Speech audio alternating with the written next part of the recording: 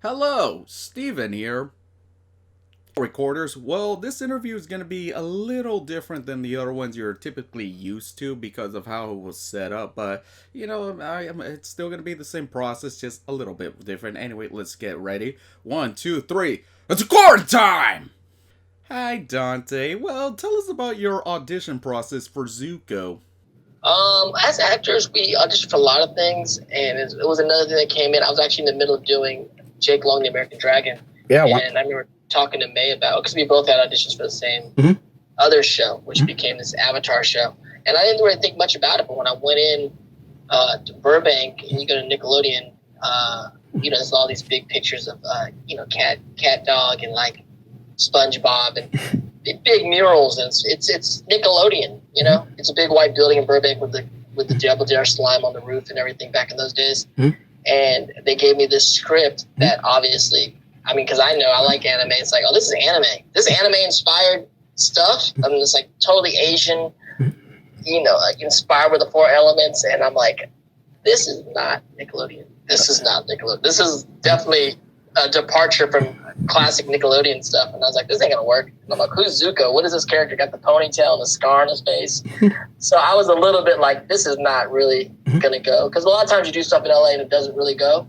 So not that I didn't have a lot of faith in the project, just I didn't have nobody knows anything. I didn't know anything, obviously. And we ended up doing the project, and it ended up becoming this really impactful thing that we're still talking about 15 years after it came out, which is amazing. Yeah. Thanks for sharing that. Anyway, what was like your first impression of how much depth Zuko was, and especially how the show ended up getting darker as it kept going on? Amazing. I really was super surprised. Again, I was like, this is not Nickelodeon, smart but hijinks and physical comedy and pranks. This is like it's almost like a drama with comedy. I was really surprised, but I was really excited every time new scripts came in every week to find out what the characters are doing, especially Zuko. Was really blowing my mind.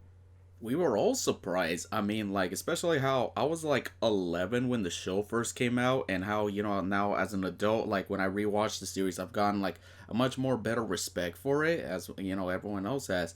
Tell us about what was one of your favorite, moments of recording with the late Mako.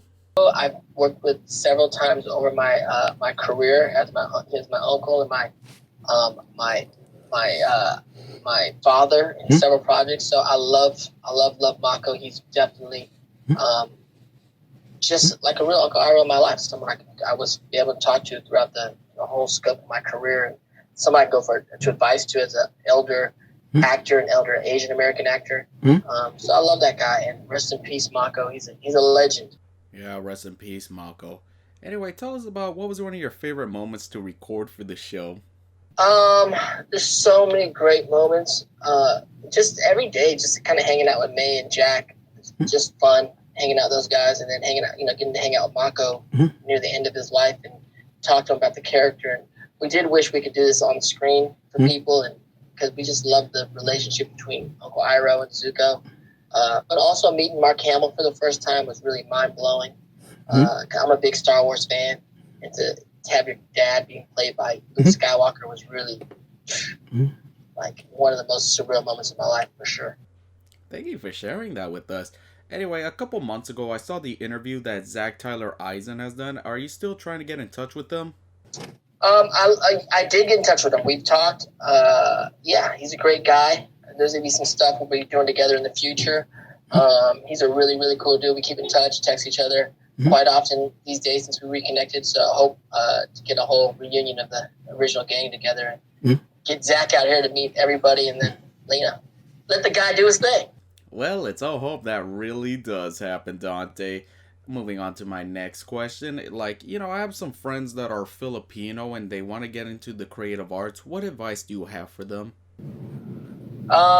It's a great time, man. Tell your friends it's a great time. If they know me or followed my career throughout the years, they'll know that it's possible. I think it's hard sometimes, especially for families or people of color, and going, well, I don't know if I see myself or images of myself in the pop culture and in media, but as Asians, Americans, Latino Americans, Filipinos are like that weird. We're like that weird Asian Latino mix. Mm-hmm. Like we're there, and part of my career's been helping to show the next generation like it's possible. Mm-hmm. There's room for us here. We have viable stories, Mm-hmm. and as I move into more stuff to add to myself in front of the camera and microphone to stuff where I'm producing and Mm-hmm. creating stuff on the other side, I'm creating more things for Asian Americans and Mm-hmm. more things for Filipinos. So there's rooms and stories for them to play. So Mm-hmm. well, tell them to come join the party. I always will, Dante. Moving on to the next question. When you were directing your directorial debut, were you thinking of like reminiscing of when you were being directed by Steven Spielberg in Hook and like trying to remember like, you know, how he directed you and try to channel him while you were doing it? Yeah, I think when I was directing, I've been producing for like the last decade, and so it's my first time directing. And when you're in that leadership role on the set, yeah, definitely things Spielberg has said to me and a lot of other directors. It's like I've been in the whole game for over 35 years now, so you kind of just every day there's a new challenge, there's a new question to kind of like get through the day, whether it be with the actor or the sets or the design or whatever, and somehow all your past history just kind of comes to the surface, and you're like, I don't know if this is going to work, but in this one film, one time we did it like this, or this happened, or maybe we can do this. And so, yeah, hopefully I channeled some Spielberg magic for my first film. We'll see how it goes. I can't wait to get it out to people coming up this upcoming year in festivals. And then, I'll definitely, like I said, the Bay Area is my hometown, so I'll be screening it somewhere in the Bay. Yeah, we have a CineQuest in San Jose. That'll be a good spot. I know they'll say yes to you. Yeah, that'd be great. I would love that. Well, I can't wait to see it, Dante. Like, you've got me hyped for it.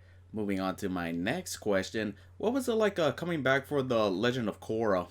It was weird. I mean, I thought it'd be cool to play old Zuko, but I guess my voice had not matured enough to be an older Zuko. I don't know what happened. But they had this idea for me to play my grandson and have the same voice, which was kind of weird, but it was cool. I love Iroh the Second. I love playing homage to General Iroh and paying homage to Mako because he's such a special person in my life, and he's also special. This is a special project in my career. So me being able to come back and play my grandson was cool, and I think he was a cool character, and he, of course, Fire Nation, and it's awesome Firebender, could fly. He's cool. I mean, he was like a grown-up, cool general, and so I was like, this guy's cool. Actually, he'd be a really cool cosplay for me to do in a con. Once my hair grows out again. I love Zuko, and I'll always be Zuko, but that scars a lot to deal with sometimes. Then you're like, what hairstyle am I going to go with? There's so many different options with the hairstyle. But with General Iroh, he has a cool cosplay. It's pretty relaxed. Something I could wear all day and not feel too bad. Okay. Thank you for being, a very, very strong influence on my life for over like 3 decades. It's like, I don't know how can I thank you, man. Just thank you.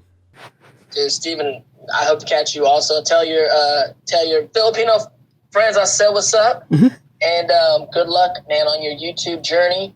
Sounds like you're already off to a good start. 11,000 strong, man. You're killing the game. Well, no shit. I'm just playing. Anyway, thank you for tuning in, recorders. Be sure to hit that subscribe button, comment down below, hit that like button, and please check out the rest of my other Avatar coverage, and catch you next time.